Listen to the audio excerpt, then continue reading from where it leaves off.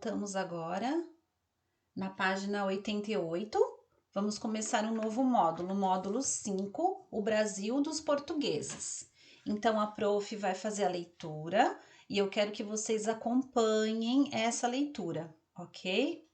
Então, lá em cima, ó, por volta de 1530, os portugueses tomaram a decisão de colonizar a terra encontrada, ou seja, resolveram dominá-la e explorá-la permanentemente. É o que nós vimos lá no módulo 4, certo? Então, aqui tinham poucos portugueses e a população indígena era maior. Então, eles fizeram com que isso mudasse um pouco, né? Então, lembra que a prof falou que a coroa portuguesa tinha a intenção de preservar a terra brasileira para que nenhum outro país entrasse aqui para explorar a terra? Então, qual foi a alternativa? Colonizar, tá?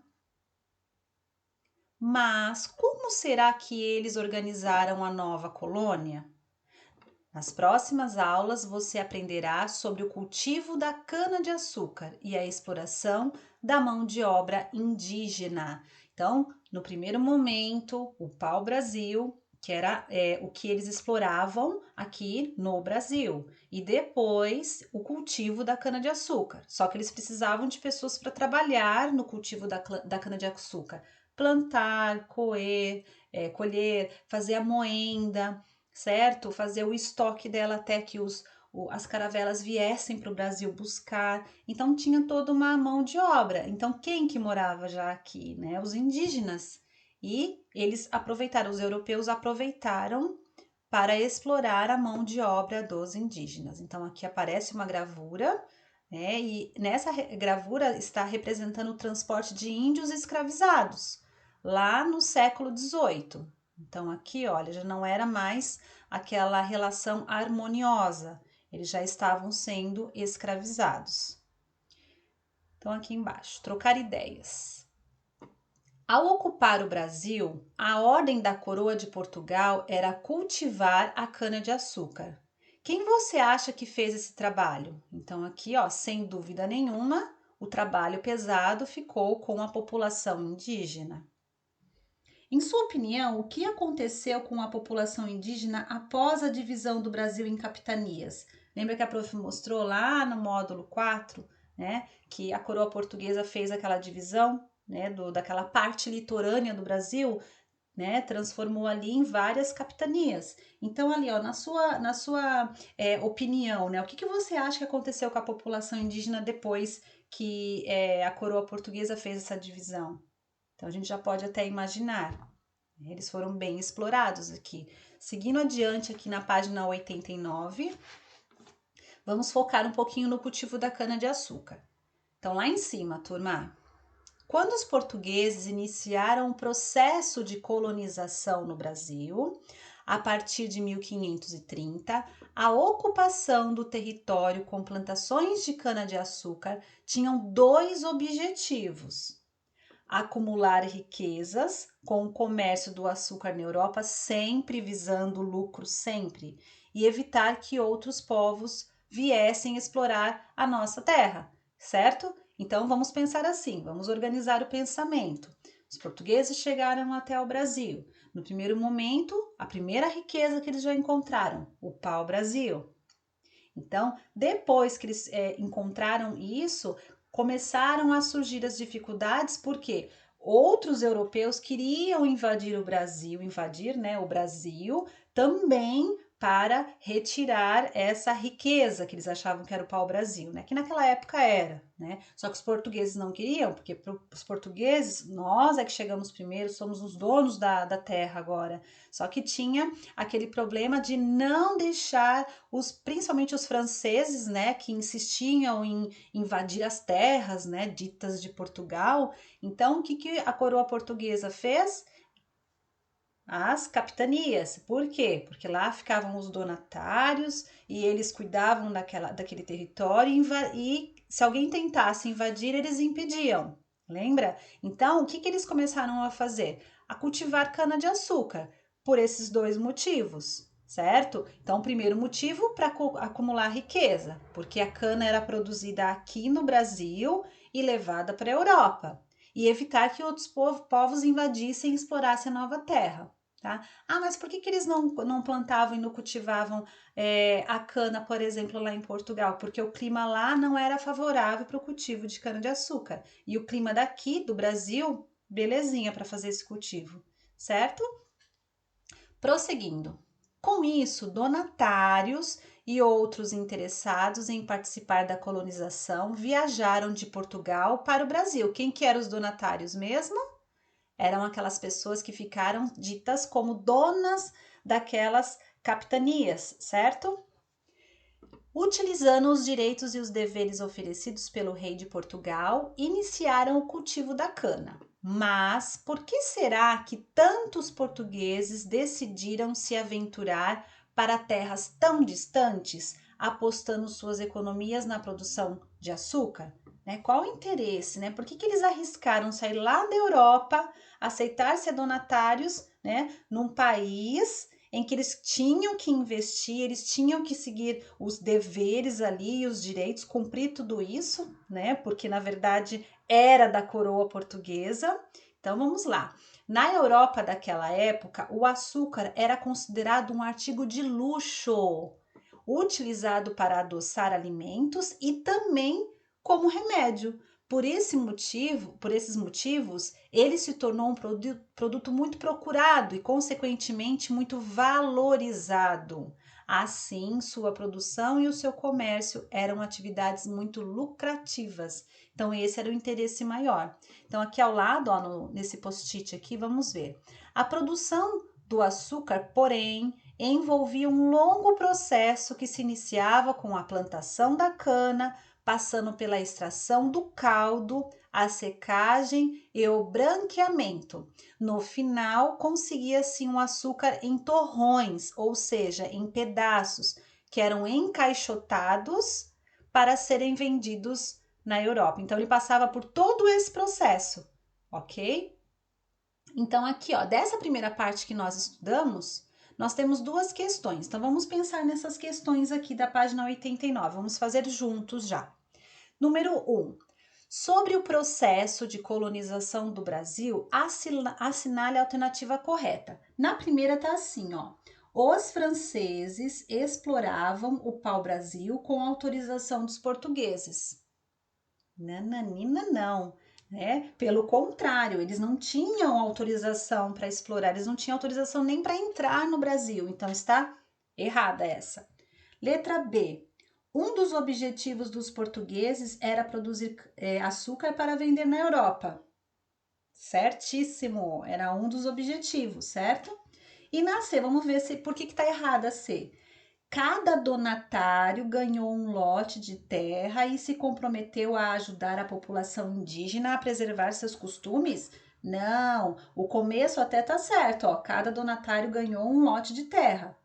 Mas ele se comprometer a ajudar a população indígena de jeito nenhum, tá? Eles não tinham nenhuma preocupação com a população indígena, em preservar costumes, crença, nada disso. Eles queriam explorar, então a única que está correta aí é a alternativa B. Então já façam, a correçãozinha também do lado, ok?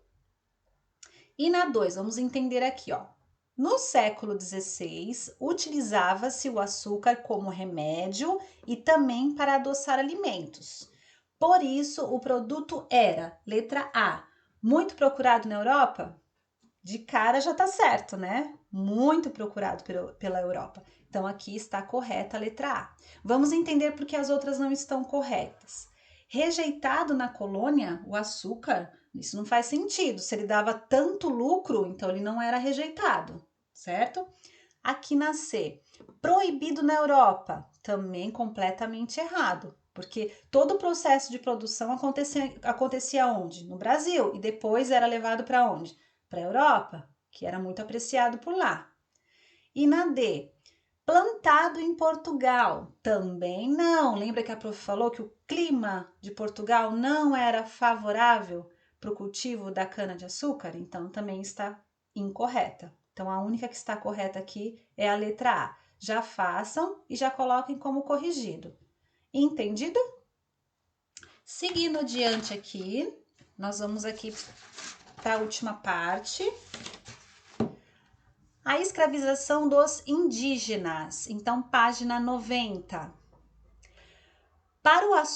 Para que o açúcar fosse produzido, era fundamental que houvesse muitas pessoas para o trabalho. Lembra que tinham vários processos que a cana-de-açúcar passava até se transformar em torrões de açúcar? Então, sem trabalhadores, não seria possível produzir em grande escala, ou seja, em grande quantidade, como se pretendia. Tinha que ser em grande escala, tinha que ser muito açúcar, né? Porque os barcos chegavam aqui, as caravelas chegavam aqui e queriam sair do Brasil carregados de torrões de açúcar para comercializar lá na Europa. Então pensa, né? O tempo de viagem que eles tinham, né? Então precisava produzir muito, não adiantava produzir pouco. Quanto mais produzia, mais lucro eles tinham, né? Com a venda. Por isso, os donatários, lembra lá os donos das capitanias, que se estabeleceram nas novas terras e construíram os primeiros engenhos. Então, que são engenhos aqui, ó? Nome dado às unidades produtoras de açúcar, ok? Então, lá era toda aquela parte de produção era chamada de engenhos. Empenharam-se em conseguir pessoas para o trabalho. Precisava de mão de obra. Alguns portugueses, desejando que os indígenas organizassem grupos para trabalhar na lavoura, ofereciam-lhes ferramentas, espelhos e bugigangas para atrair sua atenção. Então, aqui, quando fala assim, bugigangas, pentes, miçangas, esse tipo de coisa. Com isso, muitos índios trabalhavam na derrubada das matas para o plantio da cana-de-açúcar. Contudo, nem sempre os nativos aceitavam fazer o trabalho e muitas vezes não correspondiam às expectativas dos europeus. Então, nem sempre eles trabalhavam de acordo com o que os donatários queriam, né? Quando fala nativos aqui, lembra? Nativos, as pessoas que já viviam aqui, os índios. Os donatários colocaram em prática um direito concedido pela coroa portuguesa, o de escravizar indígenas, já que chegou num certo ponto em que eles não conseguiam entrar num acordo, então nem sempre, né, os indígenas ganhavam essas bugigangas, esses espelhinhos e queriam fazer um trabalho duro, então às vezes eles não conseguiam entrar num acordo. Então, o que eles fizeram? Lembra que eles tinham o direito de escravizar os índios? E foi isso que eles fizeram. Né? Foi essa alternativa que eles encontraram aí. Inicialmente, os portugueses buscavam trabalhadores comprando cativos. Então, ó, cativos lá embaixo, o mesmo que escravo. Vamos continuar aqui, depois a gente volta aqui na legendinha. Ou seja, índios que haviam se tornado prisioneiros durante guerras entre tribos inimigas e que seriam sacrificados. Então, lembra que tinha aquela guerra entre as tribos? Que tinham aquelas tribos que tinham aqueles índios hostis, né? Que entravam em guerra. Alguns desses índios eram capturados e eram sacrificados, eram mortos. Então, o que eles fizeram? Eles começaram a não sacrificar mais esses índios, utilizavam eles como escravo, como mão de obra. Então, aqui, ó, só para completar aqui a palavra cativo, comprando cativos, o mesmo que escravo, indivíduo que é considerado propriedade de um senhor e por isso é obrigado a se sujeitar às suas ordens. É um escravo. Entre os povos indígenas, os cativos eram prisioneiros de guerra entre tribos rivais, que seriam sacrificados. Acreditava-se que a morte do inimigo era a fonte de força física e bravura, incorporada pela tribo vencedora. Então é como se fosse ali, né, um prêmio. Então eles capturavam um índio de uma tribo que era rival. O que eles faziam? Eles matavam, né? Só que aqui não, nesse momento não era interessante fazer isso. Então eles acabaram sendo comercializados ali entre os donatários como índios escravizados. No entanto, essa negociação muitas vezes não dava certo. Primeiro, porque a tribo vencedora não aceitava vender seus prisioneiros. Segundo, porque os indígenas prisioneiros de guerra encaravam a morte nestas condições como um verdadeiro ato de honra e não queriam ser vendidos ou salvos. Olha só que interessante, né? Então, as tribos brigavam aí, se a tribo A e a tribo B, se a tribo A vencesse a tribo B, o que acontecia, né? Eles queriam pegar aqueles índios que tinham perdido ali aquela guerra deles e queriam matar. E aqueles índios lá que seriam sacrificados achavam isso questão de honra, né? Eu perdi, então eu vou ser sacrificado. Então, alguns deles não aceitavam ter que ficar vivos e trabalhar como escravo. Eles preferiam a morte, que era questão de honra. Olha só como que era. Então, aqui embaixo, ó, nós temos uma gravura, litografia de Jean-Baptiste Debret, produzida no século XIX. Trata-se da captura e escravização de indígenas no Brasil colonial, segundo a visão do artista francês. Então, olha aqui, que dureza, né? A mãe, o pai, que tudo indica que a mãe, o pai, os filhos indígenas aqui. E estamos vendo aqui, ó, os donatários, os europeus, conduzindo. Tem até uma corrente aqui, ó. A gente percebe que eles estão presos por uma corrente, ok? Então, essa aqui era a bruta realidade daquela época, né? Brutal. Então, era bem difícil para eles. Imagina, você ter que conviver com pessoas que têm costumes totalmente diferentes do seu, que invadiu a terra onde você morava e com total brutalidade, né? Então não era muito fácil para eles. Aqui, ó, seguindo adiante, na página 91 tem um finalzinho aqui, ó. Apesar das dificuldades, os portugueses não desistiram de submeter a população indígena à escravidão. Aldeias inteiras foram escravizadas, outras foram dizimadas pelas armas ou pela disseminação de doenças trazidas pelos europeus. Então, eles não tinham muita. Vamos imaginar que eles não estavam acostumados com doenças europeias. Por exemplo, uma simples gripe que eles pegavam dos europeus, eles morriam, porque o organismo deles não tinha defesa. Então, muitos deles morreram também. Então, essa aqui é a nossa primeira parte do nosso estudo, ok?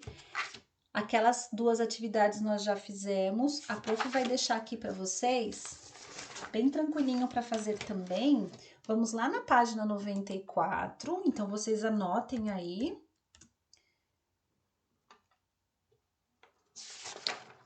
Não, vamos passar adiante. Isso aqui a prof não vai fazer hoje não. Vamos passar lá para 96, turminha. Aqui, ó, em casa, página 96. Leia o texto abaixo e preencha o quadro utilizando seus conhecimentos. A viagem do açúcar. O açúcar é um produto muito consumido hoje em dia, mas há 500 anos a maioria das pessoas nem sequer tinha ouvido falar dele. Chegava à Europa vindo de terras distantes e custava tão caro que só os reis, os nobres e os comerciantes muito ricos podiam comprá-lo. Para conseguir alguns gramas do produto, era preciso ir às bóticas, as farmácias daquele tempo, tá? Então, bóticas não, boticas, né? A prof leu errado aqui. As boticas, as farmácias daquele tempo, onde eram vendidos a peso de ouro. Olha só como naquela época era diferente. Hoje em dia o açúcar é tão comum, mas naquela época tinha valor ali de ouro, vamos supor assim. Servia então como medicamento para regenerar a saúde e prevenir as doenças do peito, dos pulmões e da garganta.